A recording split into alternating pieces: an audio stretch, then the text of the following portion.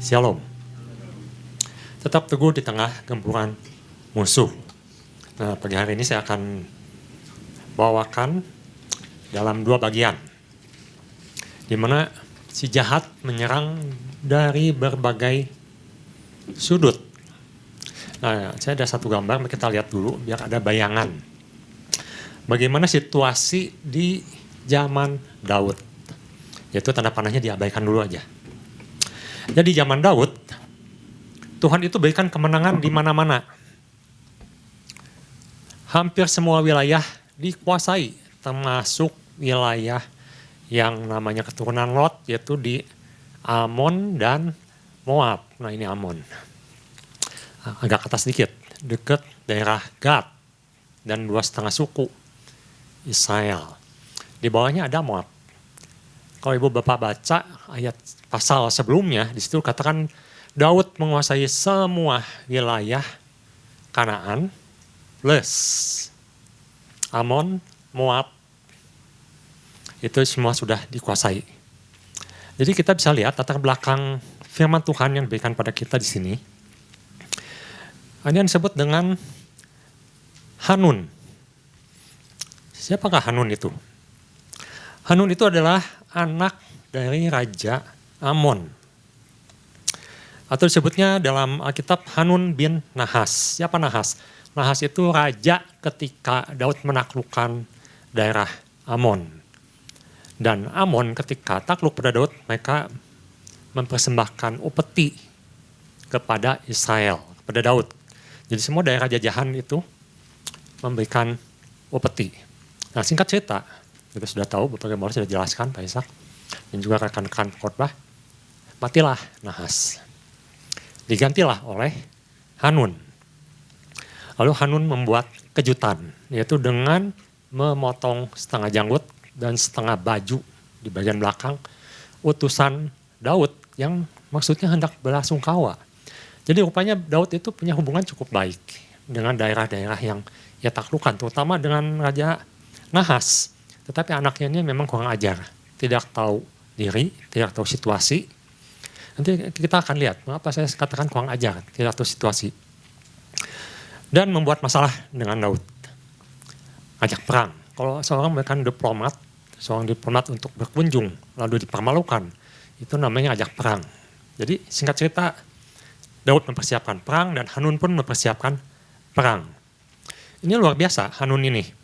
Saya bilang ini anak yang tidak tahu diri. Mengapa? Kalau dilihat, Hanun itu kekuatannya tidak besar. Makanya dia menyewa. Nah, mari kita lihat.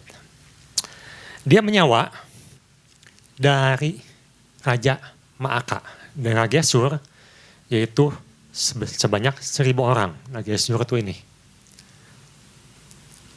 Maaka, Raja Gesur, 1.000 orang.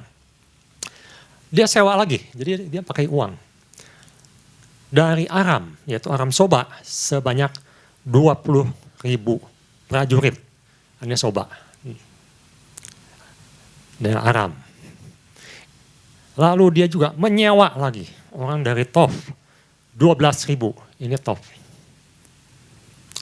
Jadi dengan maksud dia akan menyerang dari berbagai jurusan. Dari utara khususnya. Dari Maaka, dari Soba, dan dari Tof. Oleh karena itu Daud membuat strategi. Dia menyuruh Yoab untuk ke utara, menghadang daerah utara, dan Abisai ke selatan. Nah, ini Amon, kotanya ini, Rabah. Jadi mereka berperang di utara dan di daerah selatan. Singkat cerita, kalahlah musuh-musuh Daud. Nah, kita perlu perhatikan di sini, maka lalu ini Tof dan Soba itu adalah raja-raja yang sudah ditaklukkan Daud sebenarnya. Jadi yang berperang itu adalah prajurit sewaan yang dibayar oleh Hanun. Nah, yang sini yang menarik. Pesan Tuhan mengatakan ada kejutan-kejutan, ada sesuatu yang tidak diduga, sehingga kita sebagai prajurit Tuhan harus tetap siaga. Nah, ketika saya biasanya baca ini selewat gitu ya. Jadi kemarin saya perhatikan, betul gitu. ternyata banyak kejutannya. Kalau Daud menang, Yoab menang, Abisai menang, kita bisa beralasan, oh mereka prajurit hebat. Melihat Hanun, kualitasnya mungkin jauh di bawah standar. Karena begitu dia tahu pasukan di utara kalah, dia langsung balik. Dia kabur, dia mengunci diri di bentengnya. Tapi ada satu yang menarik, coba kita lihat ada satu gambar lagi. Nah jadi ini prajurit sewaan, ini prajurit sewaan, ini prajurit sewaan. Sedangkan Hanun mengurung dirinya. Rupanya musuh tidak berdiam diri. Ada satu kejutan yang datang yang dari utara.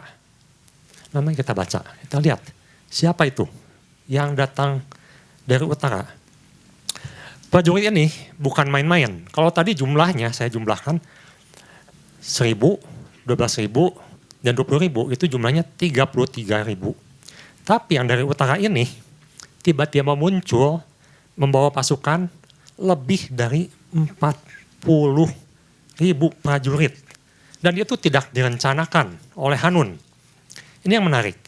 Karena dikatakan Hadadezer ini datang menyerang, membantu istilahnya. Seperti membantu Hanun untuk mengalahkan Daud. Jadi ini menarik karena ini bentuknya inisiatif sendiri. Mari kita lihat. 2 Samuel pasal 10 ayat 15. Ayat 15 sampai 19 ya. Saya akan bacakan. Ketika orang Aram melihat bahwa mereka telah terpukul kalah oleh Israel, maka berkumpullah mereka bersama-sama.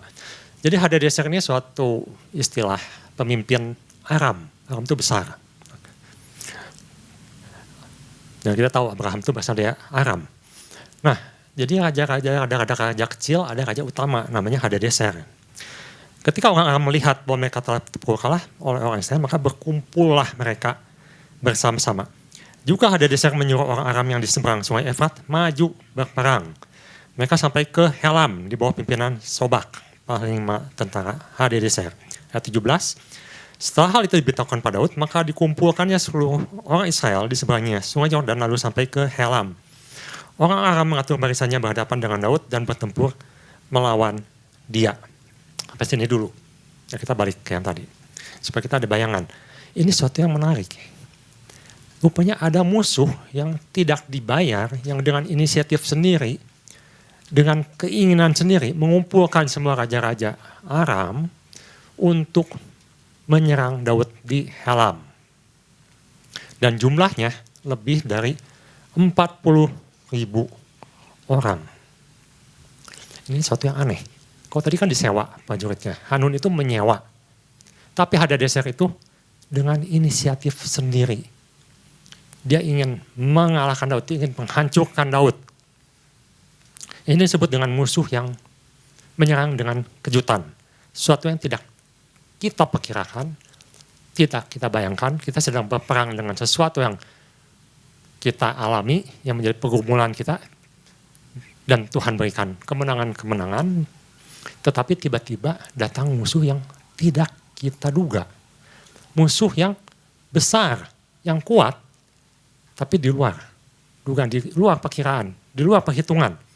Tetapi, kita sudah banyak belajar beberapa hari ini, kesiapsiagaan Daud, keintiman dia dengan Tuhan, dia sudah siap. Makanya dia maju, dan Daud sendiri yang memimpin.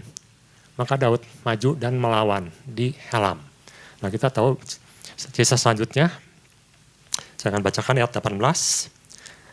Tetapi orang Aram itu lari di hadapan Israel dan Daud membunuh dari orang Aram itu 700 ekor kuda kereta dan 40.000 pasukan berkuda.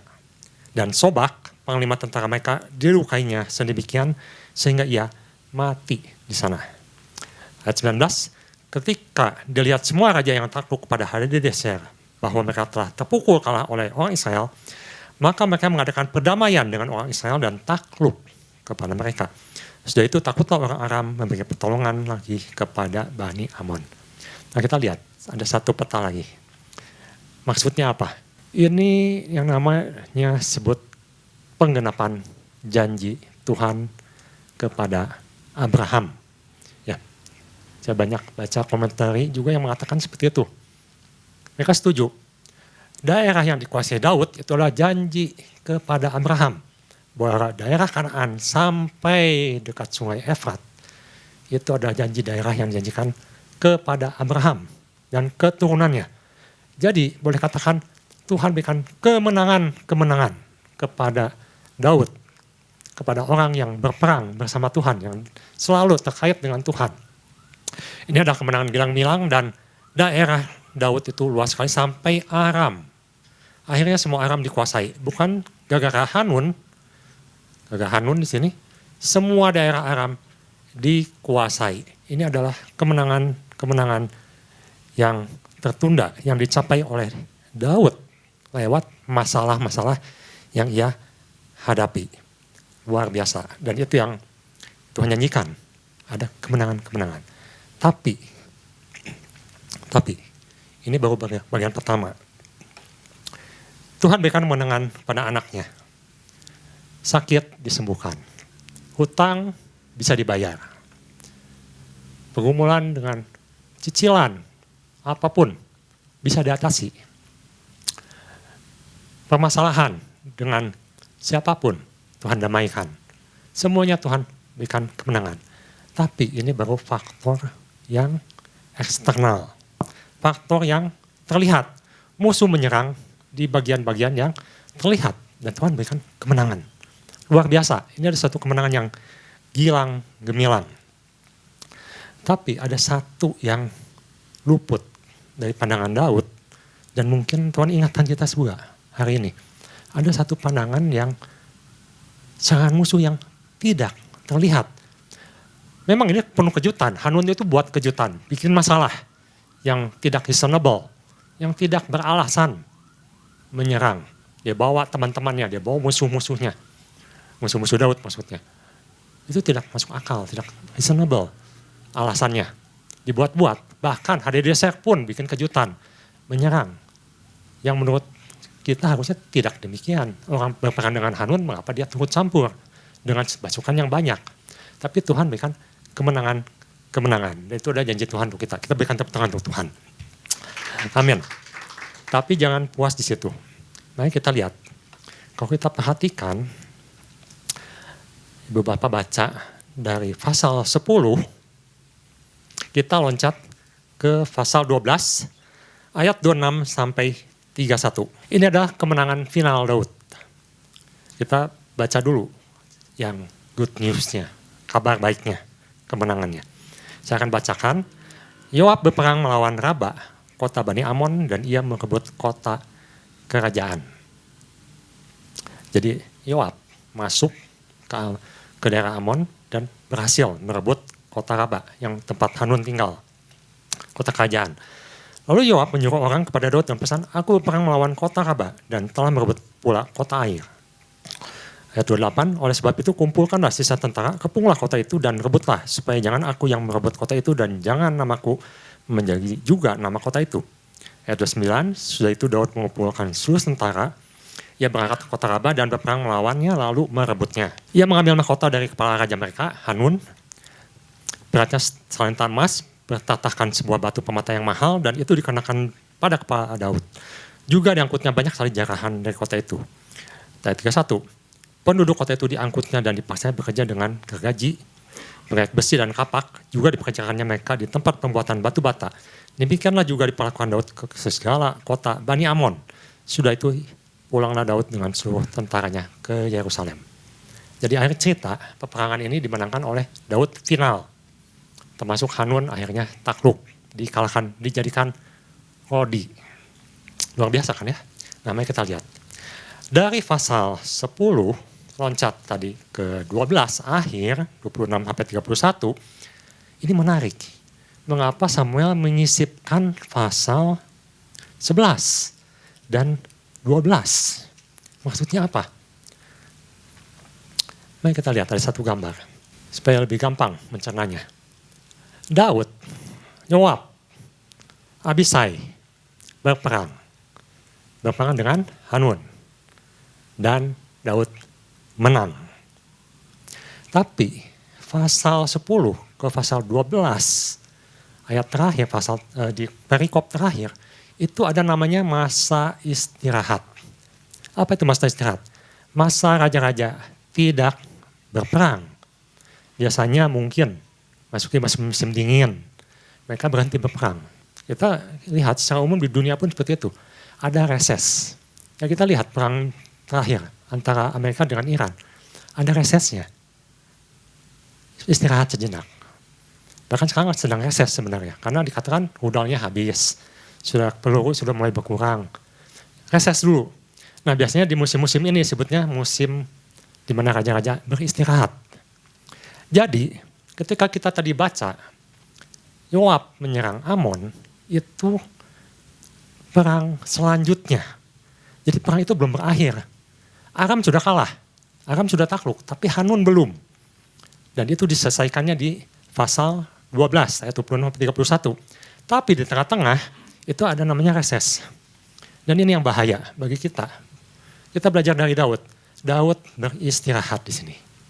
Daud tidak berperang, Yoab tidak berperang, Abisai tidak berperang. Mereka beristirahat. Berapa lama? Mungkin selama musim dingin. Beberapa bulan. Nah, ini yang menjadi masalah. Kita masuk ke babak kedua. Di mana? Di sinilah yang kita perlu waspada, saya, ibu, saudara. Di mana seorang prajurit Tuhan mulai beristirahat, mulai melepaskan perlindungannya, mulai melepaskan senjatanya, mulai melepaskan perlengkapannya. Karena merasa tidak perlu berperang lagi. Mari kita lihat, saya buktikan bahwa Daud katakan nggak perlu berperang lagi. Ayat 11, pasal 11, ayat 1. Pada pergantian tahun, pada waktu raja-raja biasanya maju berperang, maka Daud menyuruh Yoab maju berperang dengan orang-orangnya dan seluruh orang Israel. Mereka memusnahkan Bani Amon dan mengepung kota Raba, sedangkan Daud sendiri tinggal di Yerusalem. Yoab pergi berperang. Kita kembali ke gambar yang tadi. Yoab pergi berperang. Abisai pergi berperang. Bahkan ini disebut Uria. Uria pergi berperang.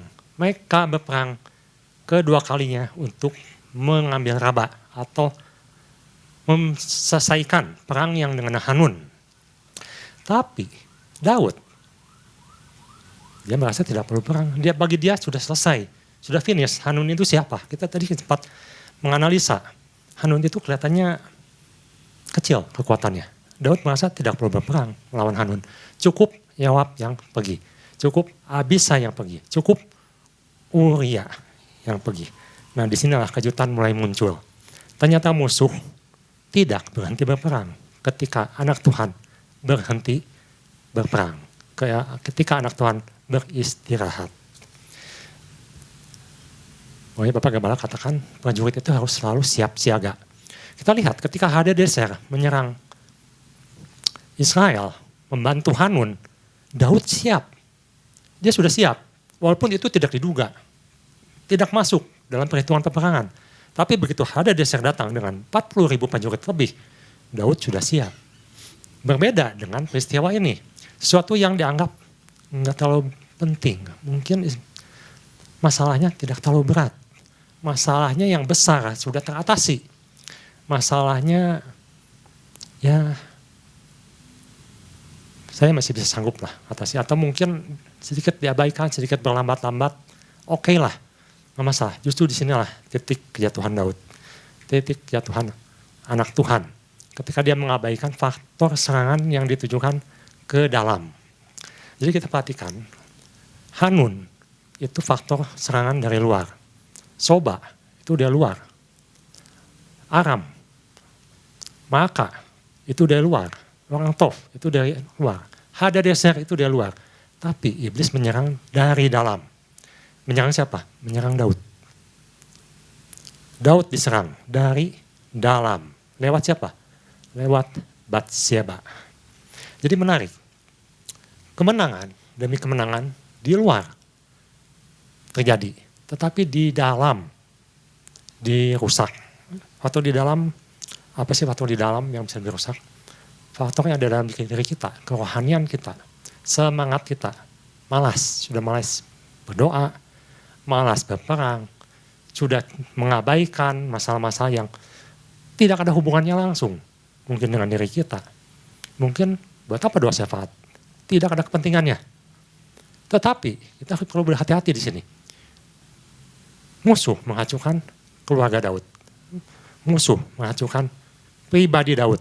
Dan situlah Daud jatuh. Dia membunuh Uria dan dia bersinah dengan Batseba. Dan musuh menang di sini. Jadi kita jangan euforia dengan kemenangan-kemenangan yang Tuhan berikan. Di luar masalah ekonomi, selesai masalah apapun lah, kesehatan selesai, tapi faktor diri diabaikan karena dianggap tidak terlalu penting. Dan akhirnya mulai malas untuk berperang. Berperang artinya tetap memperlengkapi diri dengan firman Tuhan, tetap merenungkan firman Tuhan, tetap berdoa. Karena Paulus katakan, kita harus tetap memakai selengkap senjata Allah. Tapi di sini kan tidak berperang, ada masa reses. Betul, ada masa untuk istirahat. Lega, karena masalahnya sudah selesai. Sepertinya masalah-masalah utamanya sudah selesai. Tapi musuh tidak tinggal diam. Musuh menghajar dari bagian dalam. Bagian keluarga, bagian rohani, pribadi. Jadi malas berperang. Kita kembali pada pesan Tuhan, apa yang Tuhan sampaikan di sini. Kita dapat pesan. Yang pertama, Tuhan memperingatkan agar umat Tuhan jangan menjadi lengah. Daud merasa kemenangan atas Hanun, kemenangan atas Hadadezer itu adalah kemenangan besar. Wilayah diperbesar. Janji Tuhan digenapi. Betul, amin. Tapi dia lengah. Dan Tuhan ingatkan kita, jangan lengah. Kedua, persiapkan diri untuk menghadapi berbagai gempuran musuh dari berbagai arah. Dari kiri teratasi, dari atas teratasi, dari kanan teratasi, dari bawah teratasi. Satu yang miss, yang Daud tidak perhatikan. Dari dalam. Itu tidak diperhitungkan sama sekali oleh Daud. Yang ketiga, waspadai bahwa bentuk serangan yang terjadi tidak selalu menyeramkan. Pasukan 35.000 lebih dari Hanun disewa. Hadadezer bawa 40.000 lebih. 70.000 lebih tentaranya. Tentara yang besar. Itu menunjukkan masalah mungkin besar buat kita di luar. Entah itu apa. Hutangnya itu tempo, kontrakan harus dibayar, uang sekolah yang harus dibayar, hutang usaha yang jatuh tempo, usaha macet, sekarang sedang seret. Sepertinya besar, menyeramkan. Tapi bisa berbentuk juga yang menyenangkan. Selesai masalahnya, hutang terbayarkan. Sakit disembuhkan, bertemu dengan dokter yang tepat, diberi obat yang tepat, sembuh, Tuhan menyembuhkan, menyenangkan. Tapi ingat, justru Daud jatuh bukan di medan perang, Daud jatuh di istananya sendiri. Daud jatuh di rumahnya sendiri, bukan di medan peperangan. Daud menganggap medan peperangan itu hanya di luar, ketika musuh yang terlihat, tapi dia lupa. Dan ini menjadi pelajaran buat kita, jangan-jangan kita lupa. Peperangan dengan diri sendiri, peperangan dengan keluarga sendiri, faktor-faktor internal, peperangan dengan gereja sendiri, dengan faktor rohani sendiri, itu diabaikan. Nah kalau begitu, apa yang harus kita lakukan? Yang kita harus lakukan yang pertama adalah tetap tangguh, siap siaga, dan selalu menjalin hubungan dengan Tuhan. Sudah disampaikan oleh penggembala dan rekan-rekan pengkhotbah lain. Itu mutlak. Gunakan selalu selengkap senjata Allah. Dan Tuhan berikan kemenangan. Tapi yang kedua, kita harus siap siaga sebagai prajurit Tuhan adalah mutlak. Karena musuh akan selalu mereka-reka yang jahat. Tuhan akan mereka yang baik. Karena peperangan belum selesai. Musuh masih terus menyerang, musuh masih terus menggempur. Bagi Daud, kita lihat di ayat 11 tadi, pasal 11. Bagi Daud, perang itu selesai. Karena dikatakan, ketika musim raja-raja berperang, maka Daud tidak pergi berperang. Bagi Daud, cukup Yoab yang pergi berperang, cukup Abisai yang berperang, cukup Uria yang berperang. Bagi Daud, waktu itu, Daud sudah selesai berperang. Daud anggap sudah menang. Nah itu yang sangat berbahaya. Bagi kita orang percaya, peperangan itu terus. Setiap saat, 24 jam. Berperang dengan kuasa-kuasa kejahatan. Kalau di Komsel katakan jangan buka celah yang membuat kita jatuh. Kalau gitu harus 24 jam capek, betul. Seorang prajurit itu dituntut untuk selalu waspada. Kalau saya perhatikan, tentara itu bahkan waktu tidur, ketika alarm atau bunyi tanda waspada dibunyikan, maka dia harus langsung bangun. Dia harus sudah siap dengan senjata, dengan pakaian, dengan sepatu, dan dengan senjatanya. Dan langsung berkumpul. Untuk apa? Untuk siap berperang. Walaupun itu baru tanda yang dibunyikan. Dan seperti itulah seorang prajurit hidup. Dan seperti itulah yang Tuhan inginkan kita di minggu ini, khususnya pesan ini mengatakan kita harus tetap siap, siaga, lengkap. Kalau kita perhatikan di Ezra, Nehemia, mereka sambil membangun tembok, bahkan tidur, mereka memakai senjata lengkap. Mereka tidak melepaskan senjata mereka. Mereka pakai terus selama pembangunan tembok Yerusalem. Jadi ketika saat-saat itu mereka tidak melepaskan pakaian perangnya. Mereka pakai terus. Nah jadi kembali lagi bahwa memang baru-baru ini kita mengalami banyak sekali kejutan-kejutan yang tidak terpikirkan. Banyak masalah-masalah yang muncul, yang menimpa, yang kita alami. Dan kita tahu selama kita berjuang, berperang bersama Tuhan, Tuhan akan berikan kemenangan. Tapi satu faktor yang tidak boleh kita lupakan, yaitu faktor internal. Bahwa kita harus tetap membangun diri kita sendiri. Kita harus tetap waspada dalam diri kita sendiri, dalam keluarga sendiri, dalam gereja sendiri. Bukan hanya faktor luar, bukan hanya urusan luar yang kelihatannya besar dan bisa diatasi, selesai. Tapi apakah faktor dalam kita abaikan? Dan kita tahu ketika Daud mengabaikan faktor itu, dia bayar mahal. Dan kita tahu bayaran itu sampai ke turunannya. Karena Tuhan katakan darah tidak akan selesai. Selalu muncul dalam keturunan. Dan Alkitab mencatat terjadilah peristiwa Amnon dan Tamar setelah Daud berzinah. Ya itu yang bisa saya sampaikan pagi hari ini. Jadi kembali lagi, mari kita sama-sama bangun diri. Bukan hanya faktor eksternal yang kita hadapi, tapi juga faktor internal, karena Tuhan sudah menyampaikan pesannya. Ada janji Tuhan, ada perluasan wilayah, ada kemenangan-kemenangan yang bisa kita alami.